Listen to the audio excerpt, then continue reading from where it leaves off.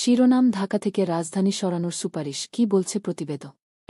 এতক্ষণ শিরোনাম শুনলেন, এবার বিস্তারিত। 4 শতাব্দী ধরে বাংলার রাজধানী হিসেবে ব্যবহৃত ঢাকা আজ জনসংখ্যার চাপে ভারাক্রান। প্রায় 2 কোটি মানুষের বসবাসে এই মেগাসিটি দিন দিন বাসযোগ্যতা হারাচ্ছে। বৈশ্বিক বাসযোগ্যতা সূচক, বায়ু দূষণ ও যান চলাচলের গতি সূচকে ঢাকার অবস্থান সর্বনিম্নের দিক। এই পরিস্থিতিতে রাজধানী সরানোর সুপারিশ করেছে অর্থনৈতিক কৌশল পুনর্গঠন টাস্কফোর্স। অন্তর্বর্তীকালীন সরকার 2024 সালের 10 সেপ্টেম্বর অর্থনৈতিক কৌশল পুনর্নির্ধারণ ও টেকসই উন্নয়ন নিশ্চিত করতে টাস্কফোর্স গঠন করে। 2025 সালের 30 জানুয়ারি প্রধান উপদেষ্টা ডা. মুহাম্মদ ইউনূসের কাছে প্রতিবেদন হস্তান্তর করেন পরিকল্পনা উপদেষ্টা অধ্যাপক ওয়াহিদুদ্দিন মাহমুদ। এতে রাজধানী ঢাকার স্থানান্তর সহ নানাবিধ সুপারিশ তুলে ধরা হয়েছে। প্রতিবেদনে উল্লেখ করা হয়, ঢাকার 85% অবকাঠামো অননুমোদিত এবং অগ্নিনির্বাপনের জন্য অযোগ্য, যা উদ্বেগজন।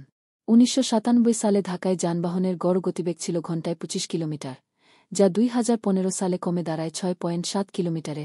বর্তমানে তা আরও কমেছে। টাস্কফোর্সের প্রতিবেদনে রাজধানী ঢাকাকে কেন্দ্র করে গণপরিবহন ব্যবস্থা উন্নয়নের সুপারিশ করা হয়েছে। ব্যক্তিগত গাড়ির সংখ্যা কমিয়ে tram, metro rail, monorail, suburban train ও রাইড শেয়ারিংয়ের মাধ্যমে একটি সমন্বিত গণপরিবহন ব্যবস্থা গড়ে তোলার কথা বলা হয়েছে। এছাড়া ব্যক্তিগত গাড়ি ব্যবহার নিরুৎসাহিত করতে সড়ক ব্যবহারের ওপর মাসুল ধার্য এবং সহজ শর্তে গাড়ি কেনার সুবিধা কঠোর করার প্রস্তাব দেওয়া হয়েছে। এতে মধ্যবিত্ত শ্রেণীর গাড়ি কেনা কঠিন হয়ে উঠতে পারে। অবৈধ পার্কিংয়ের জরিমানা বৃদ্ধি, বিলাসবহুল গাড়ির ক্রয় সীমিতকরণ এবং ব্যাটারিচালিত রিকশা ও লেগুনা বন্ধের সুপারিশ করা হয়েছে। টেকসই নগর উন্নয়নের লক্ষ্যে ঢাকায় উড়াল সড়ক নির্মাণ বন্ধ করে উড়াল রেলপথ স্থাপনের পরামর্শ প্রতিবেদনে অন্তর্ভুক্ত রয়েছে। এই ছিল আজকের খবর। আমাদের সঙ্গে থাকার জন্য আপনাকে অসংখ্য ধন্যবাদ। যদি এই খবর আপনার ভালো লেগে থাকে, তাহলে আরও খবর ও আপডেট পেতে আমাদের চ্যানেলটি সাবস্ক্রাইব করতে ভুলবেন না।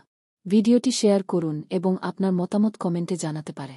পরবর্তী আপডেট পর্যন্ত সবাই ভালো থাকুন, সুস্থ থাকুন। ধন্যবাদ।